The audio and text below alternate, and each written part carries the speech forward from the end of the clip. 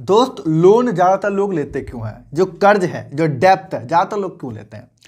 मैंने स्पेशली इस चीज़ को ऑब्जर्व किया है, मैंने सैकड़ों लोगों में ये चीज़ देखी है। वो है एक फीलिंग किस चीज़ की? बेइज्जती। आप सब बोलेंगे ये मैं क्या बोलना चाहता हूँ। 90% लोग बेइज्जती के डर में कर्ज ले लेते हैं। अब मैं बताता हूँ उसका एग्जांपल। जैसे मान लेते हैं आप किसी ऑफिस में काम करते हो और उस ऑफिस के अंदर बहुत सारे लोग हैं जो कि गाड़ी से अपना ऑफिस जाते हैं, ठीक है। आप मेट्रो पे जाते हो भाई, क्योंकि आप फाइनेंस वाले बंदे हो, आप मेट्रो पे जाते हो, आप गाड़ी पे जाते हो। लेकिन एक टाइम ऐसा आता है कि आपको डर लगता है कि यार मैं जो ना मेरा लेवल इनसे मिल नहीं रहा, मतलब मैं बाइक से आ रहा हूँ, ये गाड़ी से आ रहे हैं, राइट। मैं अपनी जब कहीं वैकेशन पे जाते हैं तो मैं अपनी फैमिली के लिए स्ट्रगल करता हूँ, कैब लेता हूँ, ऑटो में घुमाता हूँ या फिर ट्रेन की टिकट बुक करता हूँ। ये लोग तो यार गाड़ी उठाते हैं और चले जाते हैं, राइट। तो कुछ ये जो बेइज्जती वाला जो मैटर है ना, इस चक्कर में इंसान क्या कहता है कि चल यार छोड़ यार, एक गाड़ी ले लेते हैं वैसे भी। और पॉजिटिव करने के लिए तो आपको मालूम है माइंड बड़ा हरामी है हमारा। माइंड हमको बोलता है कि भैया ये पॉजिटिव तो हो जा, गाड़ी लेनी है, ज़रूरी है, एक ही लाइफ है, ले लेनी चाहिए, परिवार है, ये है वो है, अगलम जगलम 50 चीज़ें सोचोगे और फिर करेगा कि चल ले ही डाल। पहला। दूसरा, ऐसे रिलेट करता है, मान के चलो आप रेंट पर रहते हो, आपको लगता है कि भाई मैं अभी अफोर्ड नहीं कर सकता, मेरे लिए नहीं है 25-30 साल की ईएमआई पे करना, और मेरे पास पैसे भी नहीं है, लेकिन मैं अभी फ्लैट या घर अफोर्ड नहीं कर सकता, राइट।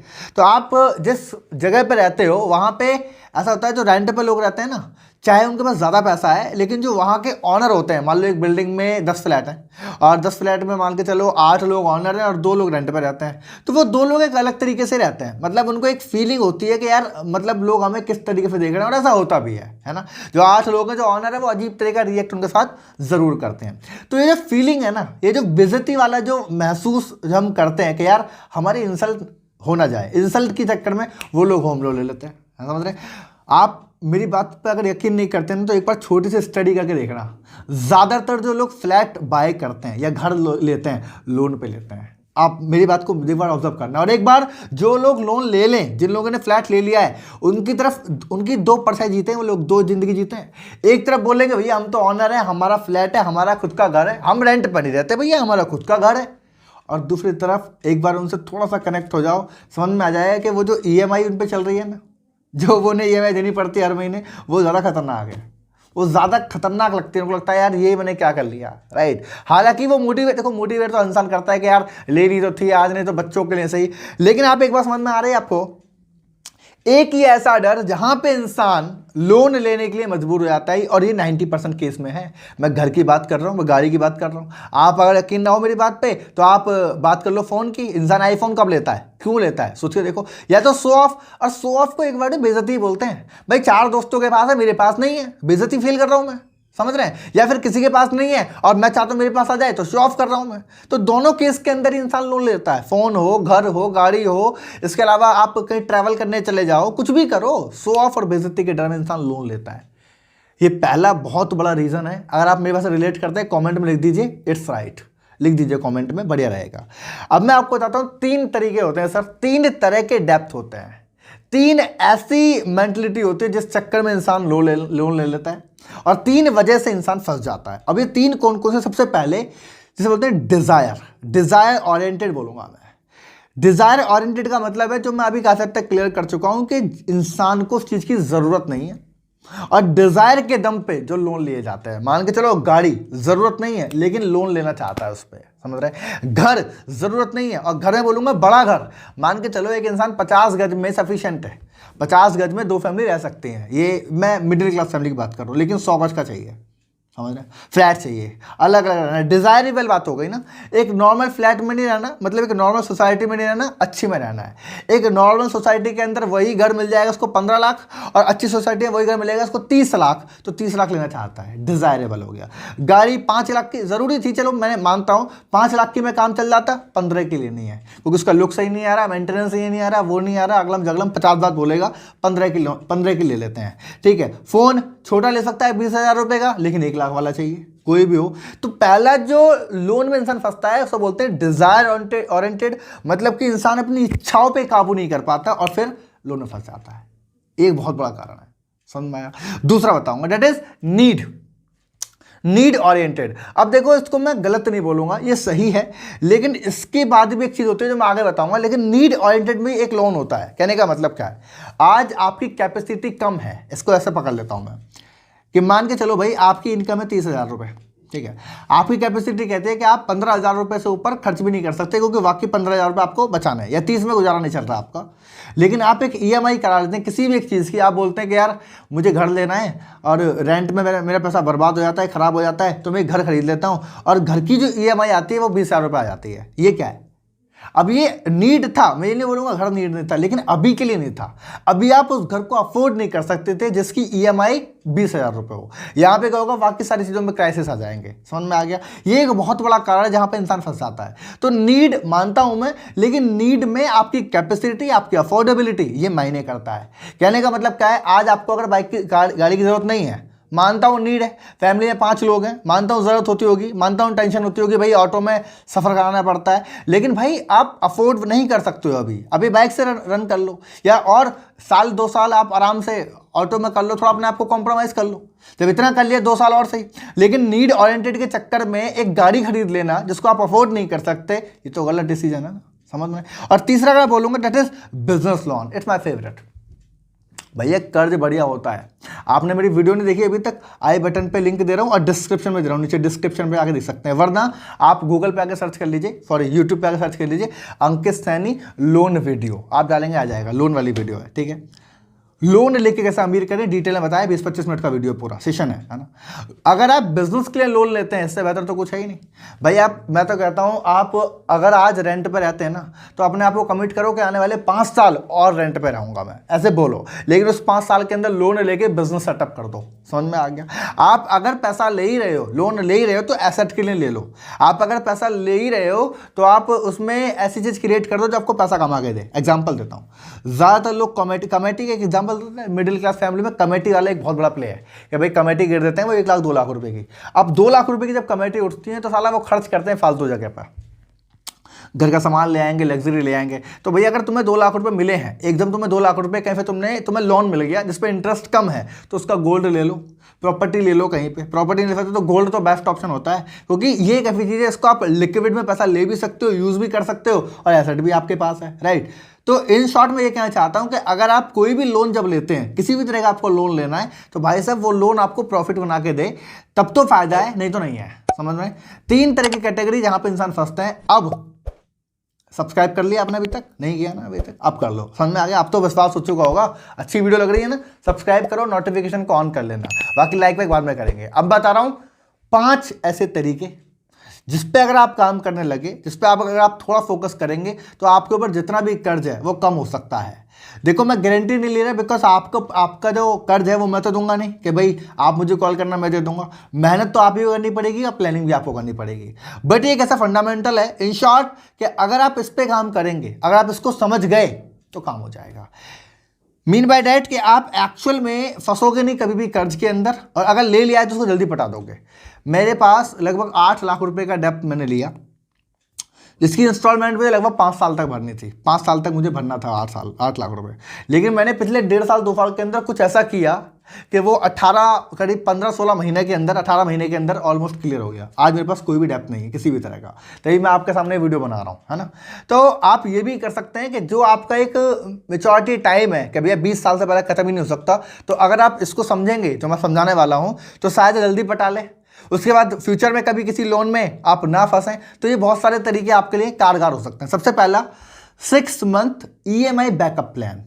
कहने का मतलब, आप दोस्त कभी भी कोई लोन लेने वाले हो, कभी भी कोई लोन लेने का मन बना रहे हो आप, अगर चाहे वो गाड़ी का है, घर का है, किसी भी चीज़ का लोन है, मैं कहता हूँ कम से कम 6 महीने का बैकअप प्लान आपके पास पहले जेब में होना चाहिए। और इसका भी एक रूल होता है कि 20% या 30% तो आपके पास एक्चुअल में पैसा होना चाहिए। समझाना चाहता हूँ, आपने कोई 10 लाख रुपये का लोन आप लेना चाहते हैं किसी भी तरह का, तो दोस्त 10 लाख रुपए के लोन में आपके पास कम से कम 2 लाख से 2.5 लाख, मतलब 20 to 25% आपका एक्चुअल मनी होना चाहिए, आपके सेविंग वाला। ऐसा नहीं कि वो 2.5 लाख रुपए कहीं से उठा लिया आपने, कि एक तो लोन ले रहे हो, ऊपर से 2.5 लाख लिया है, वो भी कर्ज में ले रहे हो, तो बेवकूफ़ी है, ये बहुत बड़ी बेवकूफ़ी है। तो 2.5 लाख रुपए एक्चुअली आपके पास होना चाहिए अगर आपको लेना है। तो उसके बाद फॉर एग्जाम्पल आपका 7 लाख रुपए का 8 लाख रुपए का आपका लोन ले लेते हो आप, और आप देखते हो कि आपकी जो EMI है वो 15,000 रुपए की हो जाती है, राइट। तो आपको बता दूं 15,000 रुपए के हिसाब से 6 में मल्टीप्लाई करो, जितना अमाउंट आता है आई थिंक 90,000 से 1 लाख रुपए आता है, वो अमाउंट आपके पास सेविंग में होना चाहिए। समझ में आ रहा है? मतलब आने वाले 6 महीने का जो भी आपके पास लोन की EMI है वो पैसा आपका बैकअप में होना चाहिए। और बैकअप का मतलब है खर्च नहीं करना कि अब आने वाले 6 महीने का पैसा तुमने रख दिया है, अब 6 महीने बाद देखेंगे, जब तक पैसा इसमें से निकाल के देते रहेंगे। नहीं, ये खाली बैकअप है, जस्ट एंड बैकअप, कि भाई अगर इमरजेंसी हुई तो आपको यहाँ से निकाल सकते हो। ये एक ऐसी चीज़ है कि अगर आप ये कर लेते हो तो इन फ्यूचर आप किसी भी लोन को लेने में घबराओ मत, आप ले सकते हो। आप बिजनेस वाला लो, आप नीड वाला लो, आप डिजायर वाला लो, आप सारे ले लो, मुझे कोई दिक्कत नहीं है। लेकिन इसमें फोकस ये होना चाहिए कि 20 to 25% खुद का हो और 6 महीने का बैकअप प्लान हो, ताकि आपको कोई भी किसी तरह का मेंटल स्ट्रेस ना आए, क्योंकि स्ट्रेस है माइंड में तभी आप ये वीडियो देख रहे हो। अगर टेंशन ही नहीं होती दोस्त तो ये वीडियो क्यों देखते हैं? भाई जो ले लिया है उसकी टेंशन है ना, तभी तो आप वीडियो देख रहे हो ना। तो इसीलिए वो टेंशन आपको ना हो किसी तरह की, इसीलिए आप ये करो। दूसरा तरीका पहला समझ में आ गया, आप आराम से मेंटेन करिए, बैकअप प्लान बनाइए। दूसरा, एक लिस्ट बनाइए अपने सारे के सारे डेप्थ की। बहुत ज़रूरी पॉइंट है कि आपके ऊपर जितना भी डेप्थ है, personal loan, credit card loan, गाड़ी लोन, होम लोन, जो भी लोन है आपके पास, प्रॉपर एक लिस्ट बना लीजिए और लिस्ट को शॉर्ट लिस्ट कर लीजिए इंटरेस्ट के हिसाब से। कहने का मतलब क्रेडिट कार्ड का आपके ऊपर 50,000 रुपये है और जिसमें 35% का इंटरेस्ट है वो ऊपर लिख दो।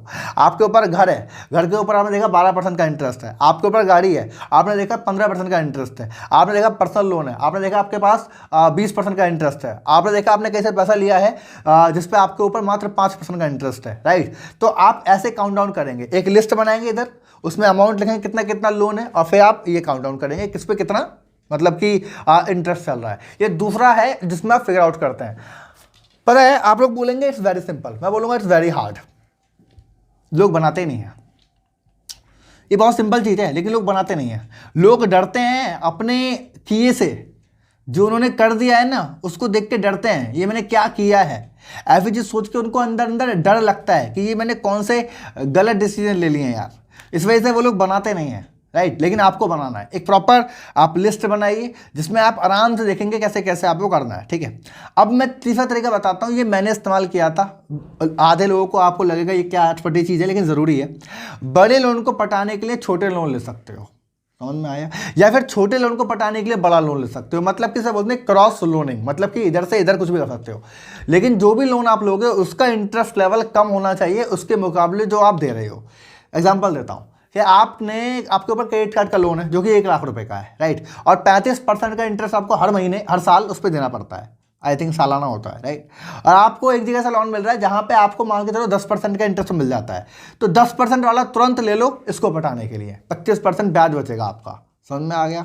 या फिर मान के चलो छोटे छोटे लोन आपके पास है, किसी का 1 लाख, किसी का 50,000, किसी का 50,000, किसी का 10,000, और आपको लगता है कि यार बहुत ज़्यादा मेंटल स्ट्रेस है, लोग कॉल करते हैं, पूरा महीना पूरी लाइफ ख़राब होती चली आ रही है, तो आप एक ऐसा लोन ले लो, बड़ा लोन ले लो जिसमें आपके सारे के सारे लोन कवर हो जाएंगे, लेकिन इंटरेस्ट सिमिलर होना चाहिए।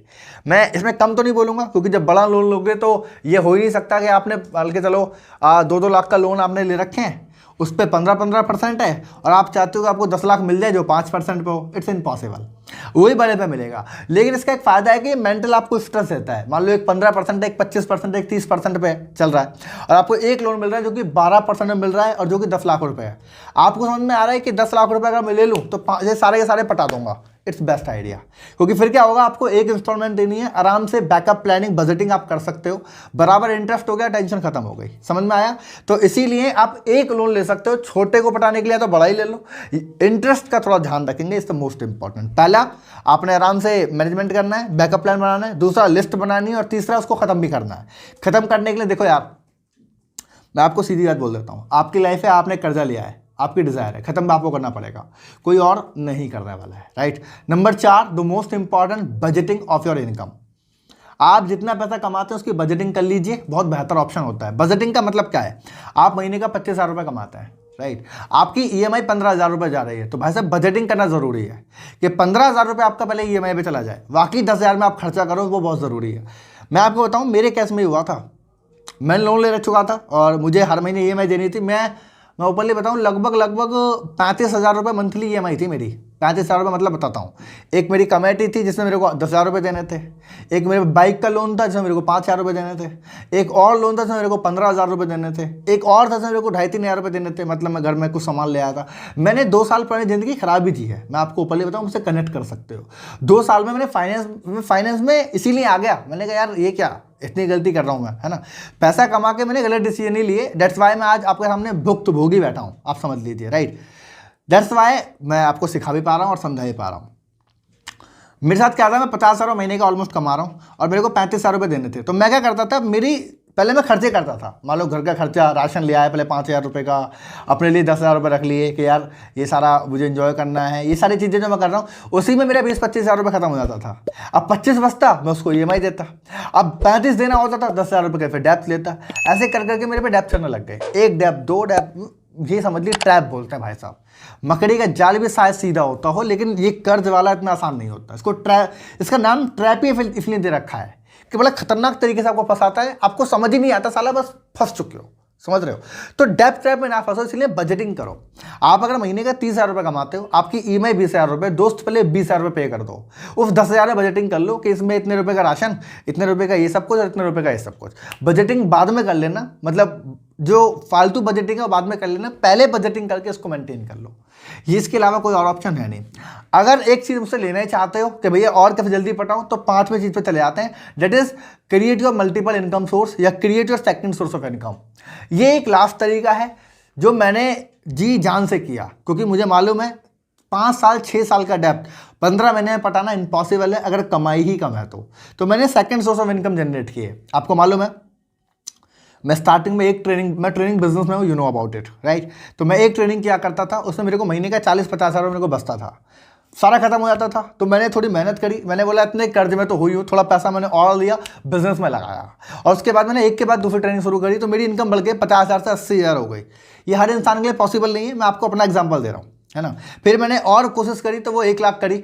जब पैसा मेरे पास आया तो मैंने जल्दी जल्दी उसको पटाया, क्योंकि बजटिंग मैं कर रहा था, रोड मैपिंग मैंने पूरी कर रखी थी, मेरा समझ रहे हैं। तो ये सारी चीज़ें बहुत ज़रूरी होती हैं।